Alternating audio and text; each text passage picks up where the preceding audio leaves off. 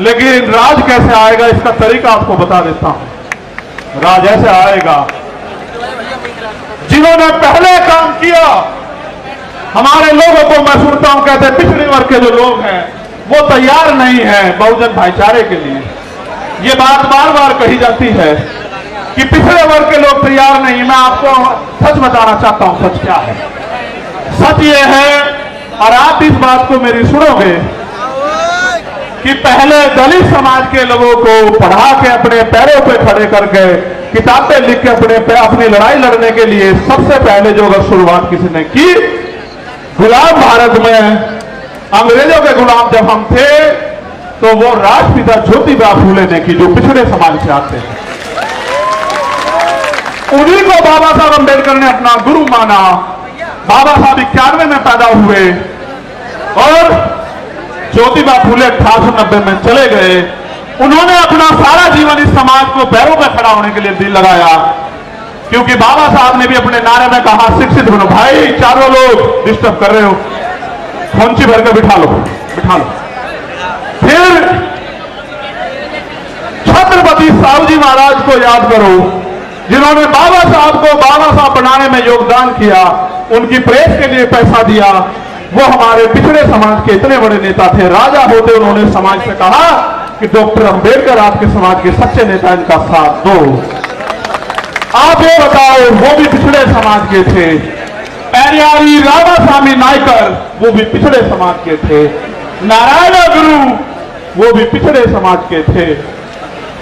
Sir Chhoturam वो भी पिछड़े समाज के थे।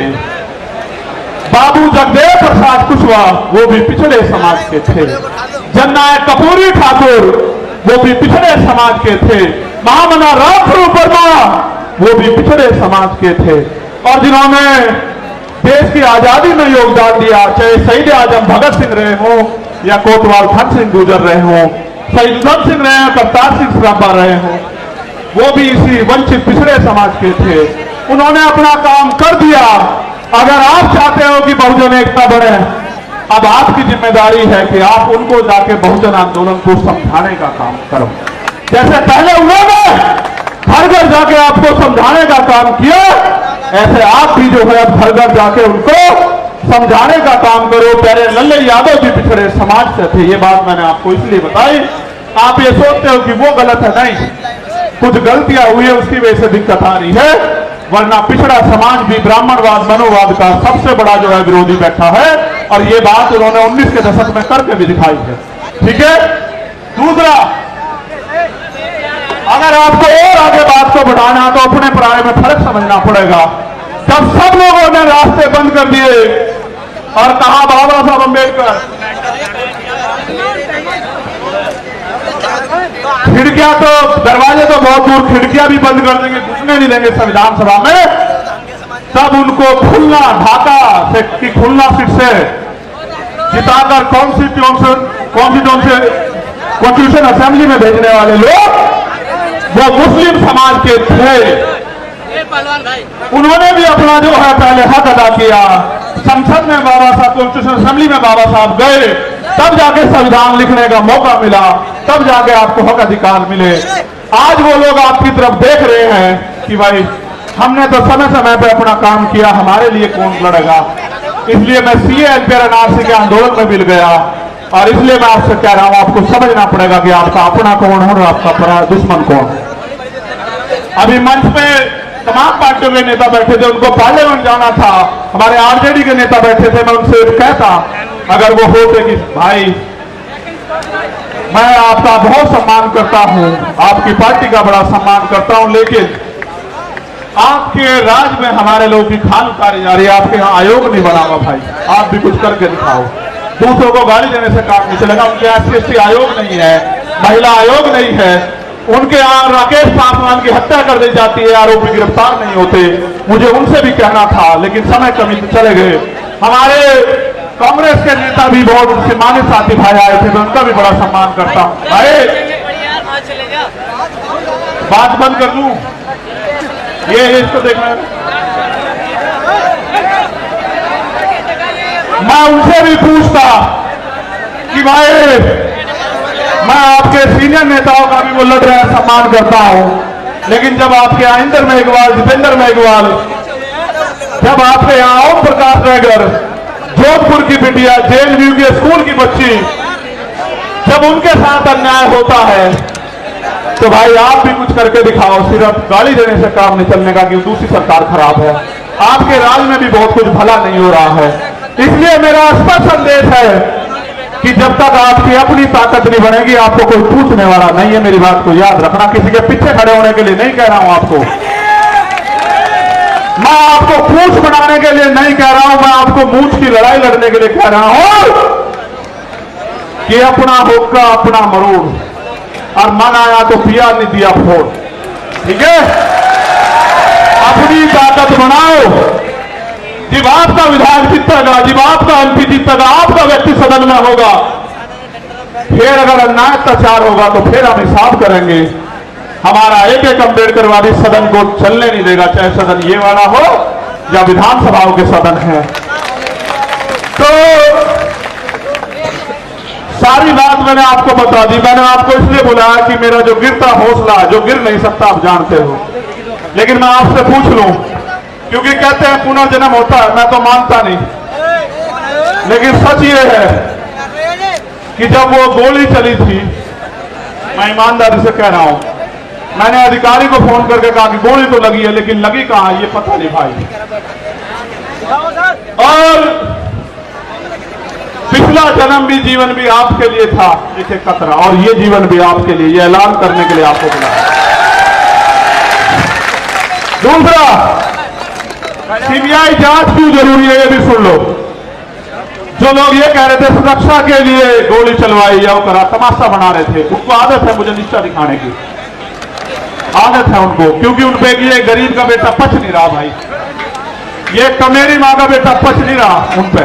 तो मैं भी उनको बता देना चाहता हूं कि हो सकता है आपके मालिकों के हाथ भी इसमें शामिल ना हो, इसलिए मैं इसकी सीबीआई जांच चाहता हूं कि मेरे जान से ज्यादा, मेरी जान से, मेरे लोगों से ज्यादा दूसरों को क्यों प्यार हो गया है, वो क्यों मेरी जान लेना चाहते हो। तो प्रकृति के आशीर्वाद से, आप भाइयों के सहयोग से, प्रार्थनाओं दुआओं से मैं आपके बीच में, वरना ऐसा भी हो सकता है कि आज आप इकट्ठा तो होते, मेरी तस्वीर लगी होती और आप रो रहे होते कि भाई हमारा भाई चला गया।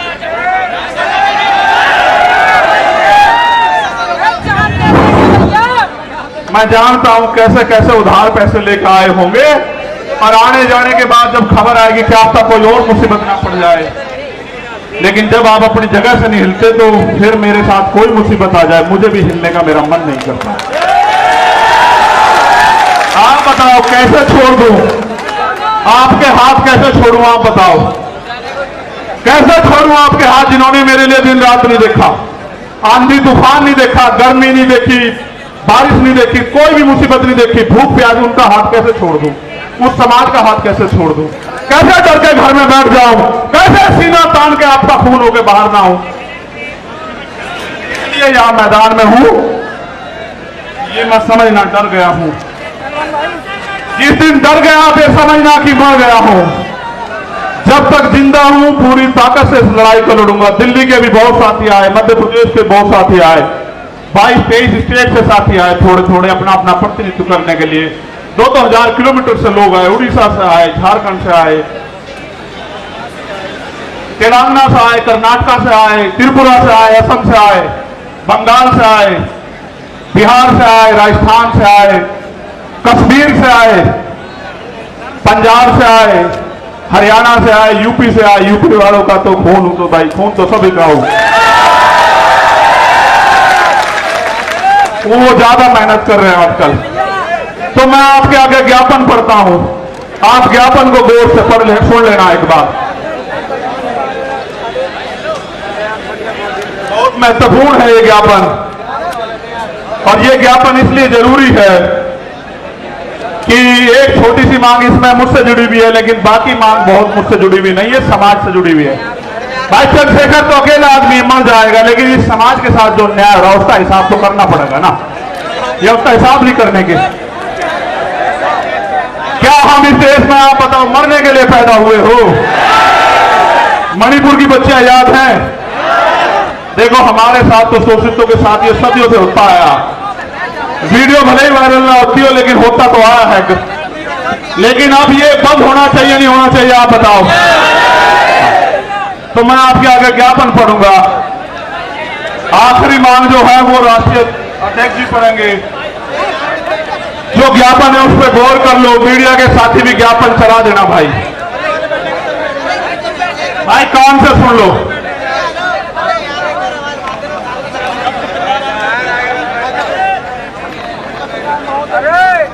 भाई आगे से यार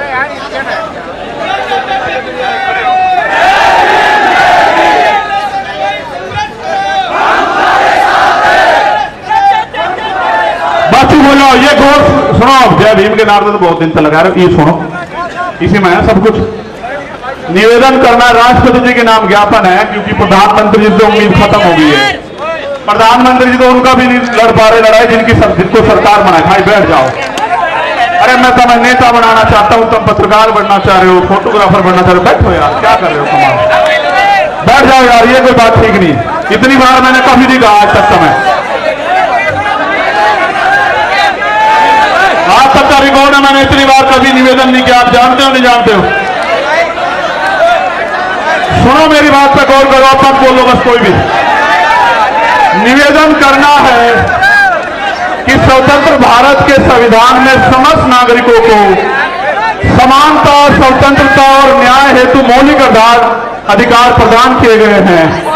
साथ ही सदियों से हक वंचित वर्गों, विशेष रूप से जाति जनजाति के लोगों के अधिकारों की सुरक्षा व इनके विकास के लिए संविधान में विशेष प्रावधान किए गए। हमारा संविधान समाज के कमजोर वर्गों, SC, ST, OBC, माइनॉरिटी के कल्याण हेतु प्रतिबद्ध है। यथा संविधान अनुच्छेद 38 के तहत अनुसूचित जाति जनजाति राष्ट्रीय आयोग का गठन किया गया है। यह अवगत कराना है कि सदियों से SC, ST समुदाय के लोग सामंतवादी और खंडित जातिवादी क्रूर मनवादी मानसिकता का शिकार बनाए जा रहे हैं। हाल ही में मध्य प्रदेश में एक आदिवासी समुदाय के व्यक्ति का सर के सिर के ऊपर अपर कास्ट के व्यक्ति द्वारा पेशाब करना आधुनिक भारत की क्रूर मानसिकता को दर्शाता है।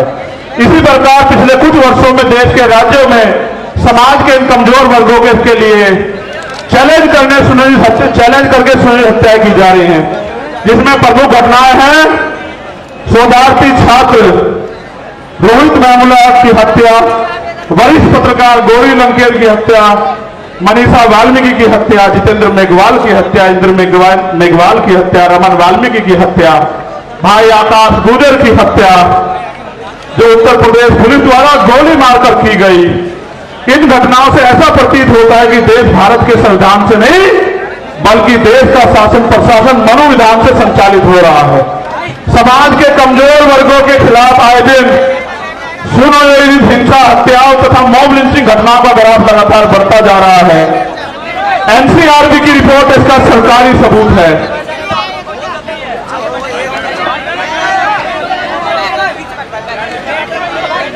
अब मैं आपको एक एक करके मांग पढ़ता हूं। पढ़ूं भाई? आप समर्थन भी करना होना चाहिए नहीं होना चाहिए, ठीक है? क्योंकि भारत एक लोकतांत्रिक गणराज्य है। हमारा बुद्धिजीवी समाज भी सुने कि हम अपने लिए लड़ रहे हैं या समाज के लिए लड़ रहे हैं। हम आपकी वोट से बने वो नेता नहीं जो राज्यसभा, विधानसभा, लोकसभा में तलवे छाट रहे हैं आरएसएस और भारतीय जनता पार्टी के। हम आपका खून है, कल भी लड़ रहे थे, आज भी लड़ रहे और हमेशा सड़कों पर लड़ते रहेंगे। क्योंकि भारत एक लोकतांत्रिक गणराज्य है।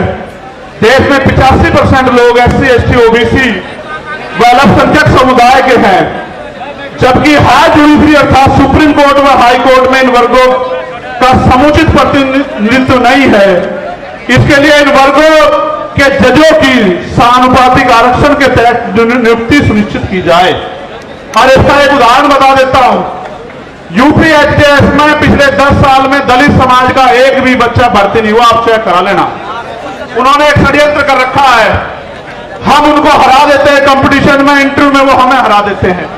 उन्होंने कहा इंटरव्यू में 80 नंबर नहीं आएंगे तो भाई कामयाब नहीं मानने जाएगा। 70 से 79 देकर हमारे लोगों को निकाल देते। आप देखो लोकतांत्रिक भारत में एक जज नहीं बना पिछले 10 साल में। आप इस बात को समझो, कितनी बड़ी साजिश है। पिछड़े वर्ग के भी 2-4 बने होंगे। ये बात आपको इसलिए बता रहा हूं कि आपके नेता जिनको आपने वोट से बनाया उनको दिखाई नहीं देता भाई। जब आपका जज ही नहीं होगा तो फिर 10 लाख का जुर्माना तो लगेगा भाई, या नहीं? फिर संविधान के अनुच्छेद दूसरी मांग है, ये होनी चाहिए पहले वाली।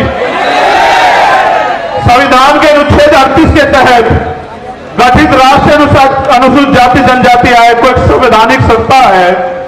इस आयोग को प्रत्येक राज्य में गठन हो, जिसके अध्यक्ष सेवानिवृत्त हाईकोर्ट के जज हो। इस प्रकार जिला स्तर पर आयोग का गठन किया जाए तथा भारत के प्रत्येक जिले में SC/ST executive exclusive special court की स्थापना की जाए, जो केवल SC/ST एक्ट में दर्ज केसों की सुनवाई करे और आयोग उनकी निगरानी करे। और इसलिए मैंने कहा कि बिहार वालों को भी अपने यहां आयोग बना देना चाहिए। ठीक है, ये होना चाहिए नहीं होना चाहिए?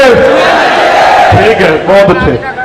SC/ST एट्रोसिटी एक्ट 1989 के उपबंध 4 के तहत जिला स्तर पर जिलाधिकारी की संस्तुति में जांच प्रक्रिया की निगरानी हेतु वरिष्ठ अधिवक्ताओं की कमेटी का गठन किया जाए तथा SC/ST समुदाय के जघन्य अपराधों जिसमें कम से कम 7 वर्ष की सजा हो, पीड़ित परिवार को आर्थिक सहायता राशि कम से कम जो भी 8,25,000 रुपए मिलती है 50 लाख रुपए की जाए। पीड़ित परिवार के सदस्य को सरकारी नौकरी दी जाए। बताओ, सहमत हो या नहीं सहमत हो?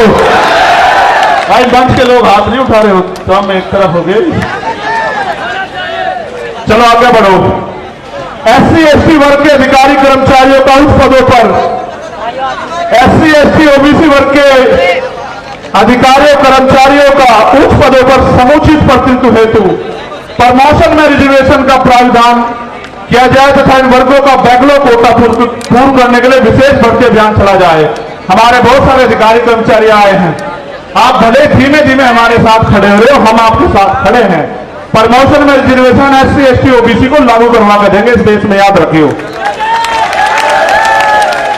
सन 1931 के बाद देश में आज तक जाति आधारित जनगणना नहीं की गई, अतः जाति आधारित जनगणना की हम पुरजोर मांग करते हैं तथा जिसकी इतनी संख्या भारी उसकी उतनी हिस्सेदारी के तहत देश में वास्तविक लोकतंत्र कायम हो सके एवं जनसंख्या के अनुपात में आरक्षण बढ़ाया जाए। आप चाहते हो जातिगत जनगणना हो? ठीक है।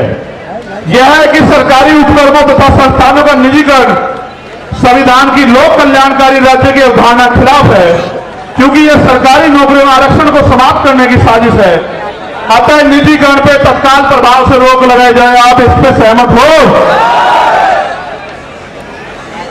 जब हमारी सरकार आओगी सारा जिनका निजीकरण हुआ उनका राष्ट्रीयकरण कर देंगे, आप चिंता मत करो।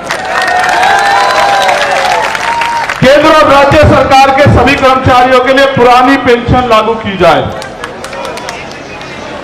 यह है कि सेना में अग्निवीर स्कीम को खत्म कर पुरानी भर्ती व्यवस्था लागू हो, क्योंकि आपने देश की सुरक्षा के साथ खिलवाड़ की और नौजवानों के भविष्य के साथ लोग अग्निवीर से वापस लौट रहे हैं। इसको भी हम ही करा कर देंगे और किसी में हिम्मत नहीं। ठीक है, भारत एक कृषि प्रधान देश है, किसान देश की रीढ़ है, अतः किसानों की MSP की समयबद्ध कानूनी लीगल गारंटी सुनिश्चित की जाए। और अभी जो किसान आंदोलन हुआ था उसमें जो झूठे मुकदमे लगाए गए थे वो मुकदमे वापस हो और जो किसान सम्मान निधि 6,000 रुपए आप दे रहे हो उसको बढ़ाकर 24,000 रुपए किया जाए। यह है कि संविदा नौकरी में आउटसोर्सिंग भर्ती को तत्काल खत्म किया जाए तथा संविदा पर कार्य कर रहे कर्मचारियों को भी नियमित कर्मचारियों को समान वेतन और अन्य सुविधाएं दी जाए। जो सफाई कर्मचारी ने संविदा पिछले 5 वर्षों से अधिक समय से ठेके संविदा पे रखे गए हैं उनको संवैधानिक आरक्षण का अनुपालन करते हुए नियमित किया जाए। आप इससे सहमत हो? भाई पहले तो ठेकेदारी होनी नहीं चाहिए, मगर जो ठेकेदारी पे है अगर सरकारी कर्मचारी को 50,000 रुपए मिल रहे तो उसको भी 50,000 रुपए मिले। इस बात पे सहमत हो? चलो ठीक है। और सफाई कर्मचारी दिल्ली के तैयार हैं, आपकी मांग हम अगले 1 महीने पूरी करवाने के लिए यहां की सरकार से निपटेंगे, आप चिंता न करियो। यूनिफॉर्म सिविल कोड लागू करने से पूर्व सामाजिक और आर्थिक गैर बराबरी समाप्त की जाए तथा शैक्षिक और लैंगिक स्थापना समानता स्थापित की जाए, उसके बाद यूसीसी पे आपसे बात करेंगे। अगर आप अल्पसंख्यकों के विरोध में कोई भी कानून लाओगे, हम उसका ड्राफ्ट पढ़ेंगे, आपकी ईंट से ईंट बजा देंगे सरकार के लोगों, इस बात को याद रखना। और भाई आखिरी मांग ये है, मैंने कहा था राष्ट्रीय अध्यक्ष जी पढ़ देंगे, मैं मांग बता देता हूं कि इस घटना की सीबीआई जांच हो और सुरक्षा तो भाई समाज ही करेगा, थारे मांगने दे देने वाले तो है नहीं। लेकिन बड़ी बात यह है, ये समझना पड़ेगा कि देश के जब सरकार के नेताओं को सुरक्षा मिल सकती है तो हमारे नेताओं को भी सुरक्षा मिलनी चाहिए। सरकार आती जाती रहती है, हम भी टैक्स देते हैं, आप भी टैक्स देते हो, हमारी संख्या ज्यादा, हमारा टैक्स ज्यादा है, फिर सुरक्षा आपको क्यों? आपकी तो सरकार है, आप पे कौन गोली चला रहा है? गोली तो हम दलित पिछड़े अल्पसंख्यकों की छाती से निकल के जा रही है। इसलिए सुरक्षा की जाए। मुख्यमंत्री जी उत्तर प्रदेश को मैं कहना चाहता हूं, अगर वो संत है और अगर वो न्याय की बात करते हैं, कानून के राज की बात करते हैं, तो वो वहां से पैरवी करें। और केंद्र सरकार अगर सच्ची है, उनका हाथ नहीं है स्टेट गवर्नमेंट का और केंद्र गवर्नमेंट का, तो वो उस रिक्वायरमेंट को जो है, जो यूपी गवर्नमेंट भेजे, उसको फाइनलाइज करके ऑर्डर करें सीबीआई जांच के। हम बताओगे कि इसमें सांप चूहे शामिल है या बड़े बड़े अजगर जो है शामिल हैं। आपको पता है पहलवानों के मामले में न्याय कैसे हुआ, आपने देखा, आपको याद है, पहलवानों का समर्थन भी हमारे साथ है। और यहां मणिपुर की कुछ बेटियां भी बैठी है, वो मिलना चाहती है, मैं उनको भी सुनूंगा। और हमारी बहन प्रतिभा जी, वो भी यहां आई हुई हैं, जो पूर्व विधायक है नवलगढ़ से, उनका भी धन्यवाद। बहुत सारे साथी जिनके नाम छूट गए, यहां ओम प्रकाश रहेगा, हमारे छोटे भाई की सिस्टर सरकार बना, ठीक है, तो वो भी बिटिया यहां आई हुई है। और बहुत सारे हैं जिनके साथ अन्याय अत्याचार हुआ, सब लोग आए हुए हैं। और एक अगर मध्य प्रदेश में हम लोग पहले तो लड़ाई लड़ ही रहे मध्य प्रदेश के लोगों को, राजस्थान के लोग कहना चाहता हूं, भाई मेरी जान की रक्षा तो हो जाएगी, चलो सुरक्षा भी इंतजाम हो जाएगा, लेकिन आम जमीन पे तो आप लोग भी लड़ रहे हो। पूरे भारत में बिहार हो, बंगाल हो, राजस्थान हो, मध्य प्रदेश, यूपी हो, उत्तराखंड हो, आपकी रक्षा कौन करेगा? आपको भी तो गोली चल सकती है। इसलिए हमें सुरक्षा की नहीं, अपनी सुरक्षा की नहीं, समाज की सुरक्षा की जरूरत है। इसलिए सरकार सुरक्षित माहौल लागू करे। और अगर सरकार पे सुरक्षित माहौल लागू नहीं हो तो सरकार कुर्सी छोड़े। क्यों जबरन चिपक के बैठे हो भाई? आप मणिपुर को न्याय नहीं दे सकते, आप राजस्थान में न्याय नहीं दे सकते, आप बिहार बंगाल में न्याय नहीं दे सकते, आप दिल्ली में न्याय नहीं दे सकते, आप मध्य प्रदेश में और केंद्र से न्याय दे सकते।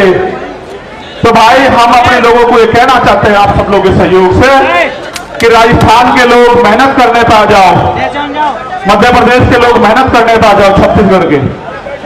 तो इसी बार जो है आपका सत्ता की चाबी आपके हाथ में मध्य प्रदेश राजस्थान में आ जाएगी, छत्तीसगढ़ में। क्योंकि चुनाव जैसा होगा उसमें 5-7 वोट विधायक जिसके पास होंगे उसके पास चाबी होगी।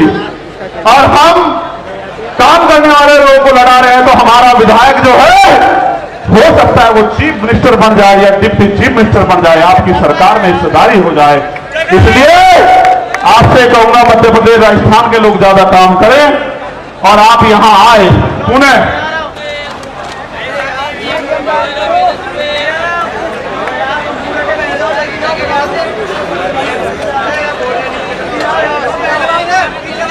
देखो भाई, हाँ ईवीएम के खिलाफ भी ये कह रहे हैं, मैंने गाने में वो संदेश दे दिया था कि ईवीएम का इलाज भी हम ही लोग करेंगे, हम ईवीएम के भी खिलाफ हैं। अब मेरी आखिरी बात सुनो जो बहुत जरूरी है, हम सरकार को 15 दिन का समय देंगे। अगर सरकार ने 15 दिन में हमारी बात नहीं मानी, फिर हम पीसी करके अपनी आगे की योजना के बारे में बताएंगे। और मेरा तो मानना है कि पूरे देश में हम जन जागरण करके 22% शेड्यूल कास्ट और 52% पिछड़े वर्ग के लोगों को और अल्पसंख्यक लोगों को जो है इकट्ठा करने का काम करेंगे और उनको दो दुश्मन की पहचान करवाएंगे। और हमारा प्रयास ये रहेगा कि बहुजन समाज राज करे, उनके साथ अन्याय होना बंद हो। अब अगर आपके यहां वो यात्रा आएगी तो आप लोग मेहनत करोगे नहीं करोगे बताओ? जाऊंगा, आओगे नहीं आओगे? कहीं सोचो पिछली बार हम चले गए, इस बार और चले जाएंगे। बहुत बहुत धन्यवाद। एक आखिरी मेरा ये अल्टीमेटम है देश के प्रधानमंत्री को, मेरी बात को गौर से सुन लेना। मीडिया के जरिए प्रधानमंत्री तक चला जाए, इंटेलिजेंस के जरिए। अगर मणिपुर का अन्याय नहीं रुका और मणिपुर के मुख्यमंत्री को नहीं हटाया गया और वहां कानून का राज स्थापित नहीं किया गया, तो बहुत जल्द मैं जंतर मंतर पे अनिश्चितकालीन मणिपुर के लिए बैठूंगा। क्योंकि मैं सब कुछ बर्दाश्त कर सकता हूं, लेकिन बाबा साहब अम्बेडकर ने कहा कि किसी भी देश की तरक्की का पैमाना देश की महिलाएं हैं और हम प्रथम रंग से भारतीय हैं। अगर मणिपुर की बेटियों के साथ अन्याय होगा तो हम बूझ पाके घर में नहीं बैठेंगे, इसी जंतर मंतर पे। मैं चाहता आपको रामलीला मैदान भी बुला लेता, पता है इसलिए बुलाया कि जंतर मंतर का इतिहास है। आपने 21 मई को मुझे ताकत दी और ये वो धरती है जहां पहलवान बेटियों पर लाठियां चलाई गई। उस दिन मैं नहीं रह के जख्म का हिसाब करने के लिए मैंने आप लोगों को यहां बुलाया। बहुत बहुत धन्यवाद। जय भीम, जय भारत, जय मंडल, जय जोहार, जय संविधान, हमारी एकता जिंदाबाद। एक रिक्वेस्ट, जैसे आराम से आए वैसे ही जाना, जैसे आराम से आए आप वैसे ही जाना। आपकी जान कीमती है मेरे लिए बहुत।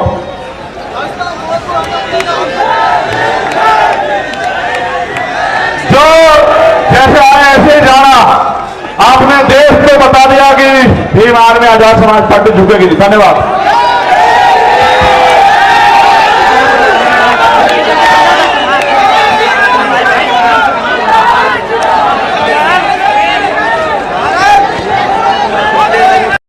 इस खबर को देखने के बाद क्या है आपकी राय, नीचे दिए गए कमेंट बॉक्स में दीजिए अपनी राय। ऐसी तमाम बड़ी खबरों को देखने के लिए जुड़े रहिए हमारे साथ। खबर अच्छी लगे तो लाइक कीजिए और शेयर कीजिए, और हाँ, चैनल को सब्सक्राइब कर घंटे वाली बटन को दबाना ना भूलिए। फिर आते हैं आपके बीच कुछ खास खबरों के साथ। तब तक के लिए नमस्कार। जय भीम।